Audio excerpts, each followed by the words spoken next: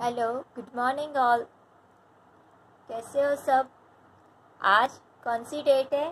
5 जून है। सही है कि नहीं? तो आज पूरे वर्ल्ड में किस तरह से मनाया जाता है?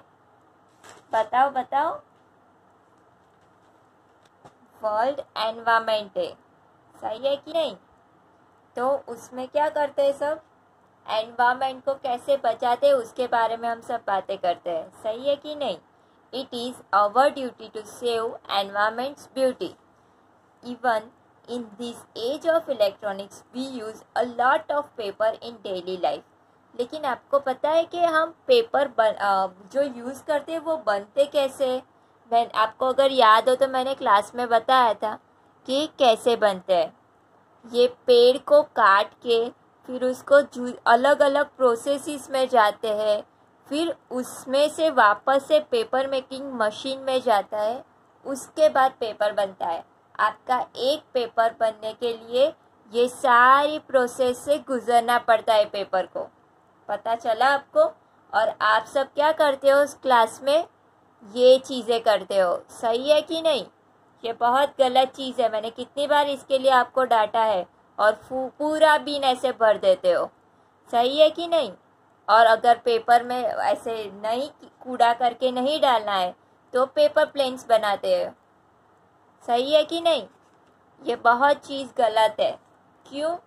इससे बहुत सारे नेगेटिव इफ़ेक्ट्स होते हैं।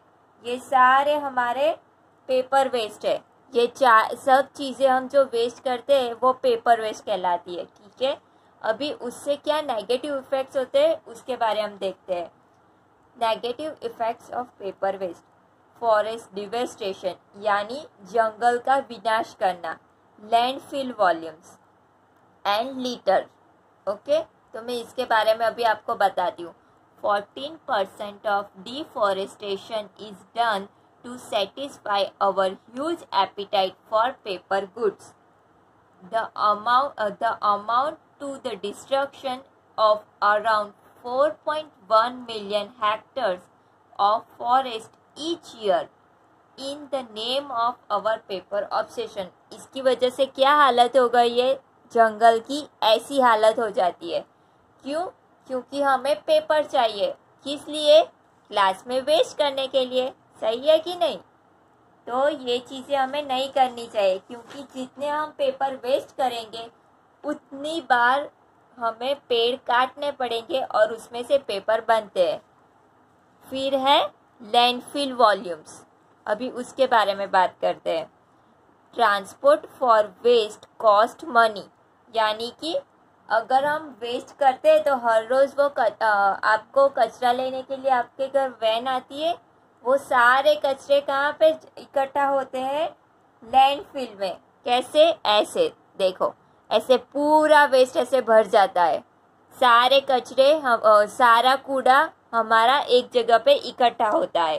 तो transport for waste cost money. जो हमारे घर पे जो लेने आते हैं वो भी मनी चाहिए उसके लिए।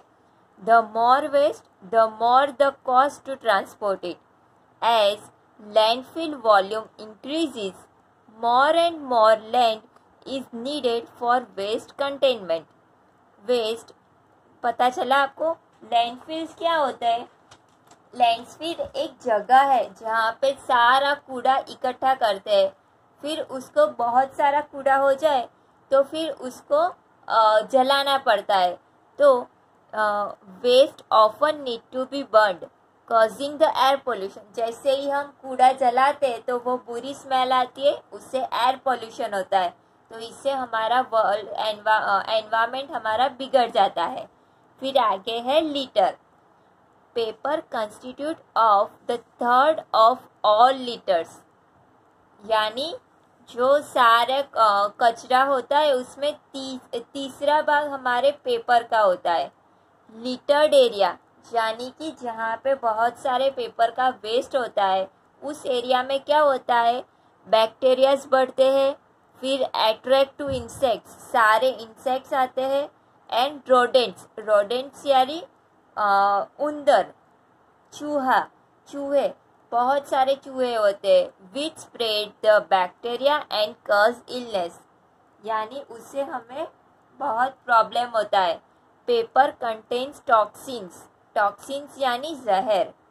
Paper contains toxins that seep into soil as a paper decomposes, यानी पेपर जब ज़मीन पे हम डालते हैं तो वो पूरी तरह से घुल जाता है ज़मीन में, लेकिन घुलने के बाद क्या होता है, जो अपना जहर होता है वो ज़मीन में इकट्ठा हो जाता है, ज़मीन उसको ऑब्जर्व कर लेती है।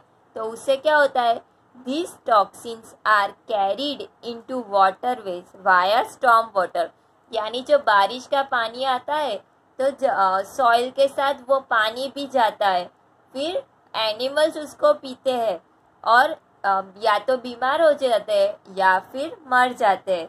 तो इसका सॉल्यूशन क्या है, then what is the alternative we can do. तो उसको हमें करना चाहिए रिसाइकलिंग, पेपर की हमें रिसाइकलिंग करनी चाहिए। उसके हम फायदे देखते हैं। Advantage of recycling paper, save space in landfills, saves energy and water, reduces green house gas and preserving resources. ठीक है, मैं आपको एक एक करके सबके बारे में समझाती हूँ। ठीक है, फर्स्ट है सेव स्पेस इन लैंडफिल्स। अभी आप सोचो, अगर हम लैंडफिल्स में से सारा पेपर वाला कचरा निकाल देते हैं तो बहुत सारे स्पेस हो जाएगी और चीज़ों के लिए जो हम उसको डिकम्पोज नहीं कर पाते उसके लिए। तो paper makes up about 28% of solid trash in landfills, यानी ये जो पूरी लैंडफिल्स होती है तो उसमें से 28% सिर्फ पेपर वाला वेस्ट होता है। तो recycling paper and cardboard saves space in landfills for trash that can not be recycled, and saving space in landfills reduces the need to build more landfills. पता चला, यानी इसमें क्या बता रहे, अगर हम पेपर को रीयूज़ करते हैं तो वो लैंडफिल्स में नहीं जाएगा, तो 28% हमारा स्पेस रहेगी और चीज़ और कूड़े के लिए जो हम डिकम्पोज नहीं कर पाते। यानी अगर स्पेस ज़्यादा है तो हमें लैंडफिल्स कम बनानी होगी, लेकिन अगर हम बहुत सारी लैंडफिल्स होती तो फिर हमें बहुत सारी और नई जगह चाहिए। किसके लिए, ये सब कूड़ा इकट्ठा करने के लिए। सेकेंड है सेव्स एनर्जी एंड वाटर। अभी वो कैसे होता है हम देखते हैं। Making recycled paper pulp compare to generating pulp from trees and other plants to make a new paper products consumes less energy and water. कैसे, अभी आपको मैं समझाती हूँ।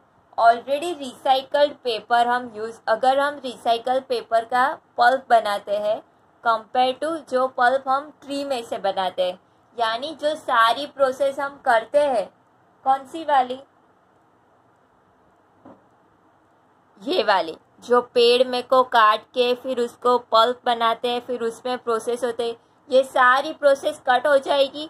डायरेक्टली यहाँ से जो पेपर है उसको डिकम्पोज करके उसका पल्प होगा, वो यहाँ पे भेज के न्यू पेपर बना सकते हैं। पता चला। तो उससे क्या होता है, हमें consumes less energy and water. अब पल्प बनाने के लिए भी हमें पानी तो चाहिए, तो अगर हम पल्प बनाते हैं पल्प से, रिसाइकल पेपर से, तो उसमें हमें वाटर और एनर्जी कम यूज़ करनी होगी। ठीक है, जो एडवांटेज है। फिर थर्ड कौन सा आगे था, रिड्यूसेस ग्रीन हाउस गैसेस।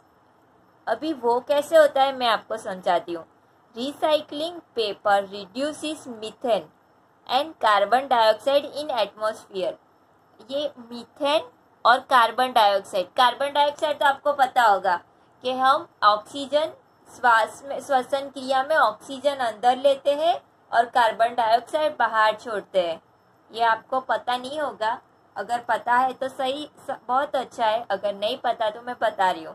जैसे हम श्वास लेते हैं तो हम जो एटमॉस्फेयर में ऑक्सीजन वायु है उसे हम अंदर खींचते हैं और हमारे अंदर का कार्बन डाइऑक्साइड बाहर छोड़ते हैं। ठीक है, तो when paper decomposes in landfills it produces methane, यानी पेपर डिकम्पोज होता है जब लैंडफिल में तो वो मीथेन गैस छोड़ती है।